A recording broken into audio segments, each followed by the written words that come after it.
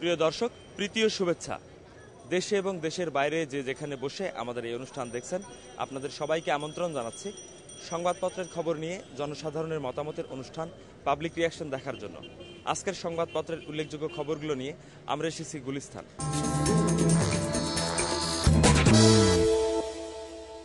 তত্ত্বাবধায়ক না মানলে ঈদের পর হরতাল অবরোধ, নয়াপল্টনের জনসভায় খালেদা জিয়া। আজকের সংবাদপত্রের একটি উল্লেখযোগ্য খবর। চলুন এই খবরটি নিয়ে কথা বলি জনগণের সাথে। খালেদা জিয়াকে জেলে যেতে হচ্ছে, শেখ হাসিনাকে, মাননীয় প্রধানমন্ত্রী জননেত্রী শেখ হাসিনাকে কিন্তু জেলে যেতে হচ্ছে। তাই এই কারণে এই তত্ত্বাবধায়ক কেয়ারটেকার সরকারের কিন্তু দোনো দলেই, মানে রাজনৈতিক দল যারা আছে সবাই ভয় পাইতেছে যে এদের আসলে হয়তো আবার ওই রকম যদি দৈত্য আচরণ করে। এই কারণে কিন্তু আমি মনে করি যে সমঝোতার ভিত্তিতে রাজনীতি করা উচিত। সামনে রমজান মাস, এই রাজনৈতিক প্রেক্ষাপটে ঈদের পরে যে হরতাল দেওয়ার যে ঘোষণা, এটাকে আমরা সাধুবাদ জানাই।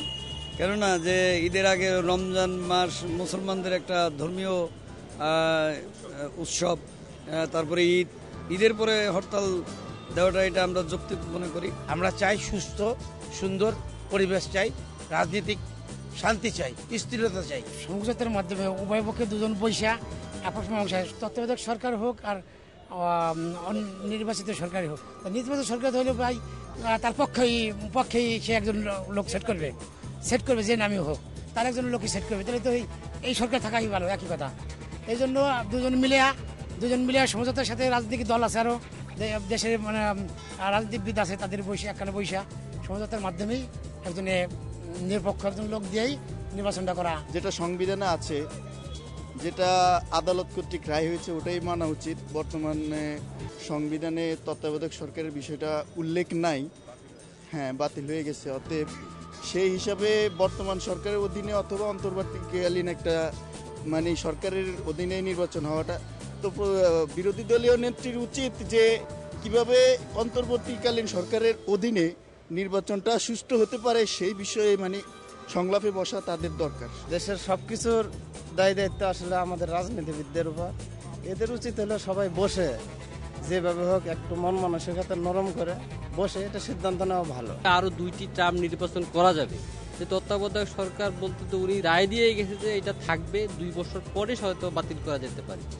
এখন যেহেতু এটা জনগণের দাবি হয়ে গেছে, শুধু রাজনীতিবিদের দাবি নেই, দেশের আপামর সব মানুষের দাবি, যেহেতু তত্ত্বাবধায়ক সরকারের মাধ্যমে একটি অবাধ সুষ্ঠু নিরপেক্ষ নির্বাচন দিয়ে যে আসক তাকে আমরা ক্ষমতা হস্তান্তর করে দিয়ে যাই। জনগণের মতামত নোক।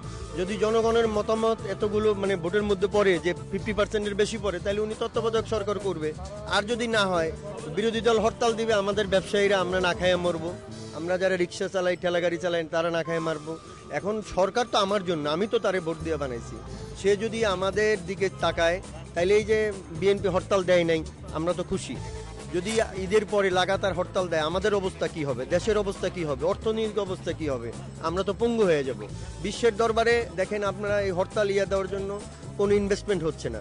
ভবিষ্যতে আমরা তো মনে করেন পঙ্গু হয়ে যাব। প্রথমেই আমি ধন্যবাদ জানাচ্ছি বিরোধী দলীয় নেত্রীকে, যেভাবে সাধারণ মানুষকে কষ্ট না দিয়ে উনি মানে হরতাল না দিয়ে মানুষের উপকারই করছে বলে আমরা মনে করি। এবং সেই সাথে সাথে সরকারকে একটা সময় দিয়েছে, সরকারকে আরও বোঝার জন্য একটু সময় দিয়েছে। এই জন্য মাননীয় প্রধানমন্ত্রীর কাছেও আমাদের আবেদন যে আপনিও ব্যাপারটা বুঝুন। জনগণের সমস্যা হচ্ছে যানজট, জনগণের সমস্যা হচ্ছে দ্রব্যমূল্য, জনগণের সমস্যা হচ্ছে আয়ের সাথে অসঙ্গতি, জনগণের সমস্যা হচ্ছে বিদ্যুতের সমস্যা, জনগণের সমস্যা হচ্ছে বিশুদ্ধ পানির সমস্যা। এবং আগামীতে এই ঢাকা শহরেই পানির স্তর অনেক নিচে নেমে যাচ্ছে। আগামী 10 বছর পরে ওয়াসা বলছে যে পানি দিতে পারবে না। এই যে গুরুতর সমস্যাগুলোর দিকে না তাকাইয়ে তত্ত্বাবধায়ক এখানে প্রধান ইস্যু না। এমনকি এখানে তত্ত্বাবধায়ক বা রাজনৈতিক দৃষ্টিকোণ থেকে পরে আসলেও চলে। তত্ত্বাবধায়ক 70 সালে এই ইয়াহিয়া খান সামরিক শাসনের অধীনে নির্বাচন করে কিন্তু বঙ্গবন্ধু 4th আসনের চেয়ে বেশি আসন পেয়ে নির্বাচিত হয়েছে। এবং তত্ত্বাবধায়ক ছাড়াই 91 সালে এখনকার বিরোধী দলের নেত্রী কিন্তু নির্বাচিত হয়ে আসছিলেন তত্ত্বাবধায়ক অধীনে। তত্ত্বাবধায়ক ছাড়াও এনারা বিজয়ী হয়েছেন, তত্ত্বাবধায়ক অধীনেও এনারা বিজয়ী হয়েছেন। সুতরাং মানুষের মৌলিক চাহিদার দিকে নজর দিয়ে মানুষের মৌলিক সমস্যাগুলোর সমাধানটাই অতীব জরুরি। জনগণের মতামত শুনলেন। আপনারা যে যেখানে বসে আমাদের এই অনুষ্ঠান দেখছেন, আপনাদের সবাইকে ধন্যবাদ জানিয়ে শেষ করছি আমাদের আজকের অনুষ্ঠান পাবলিক রিয়াকশন। সবাই ভালো থাকুন, সুস্থ থাকুন।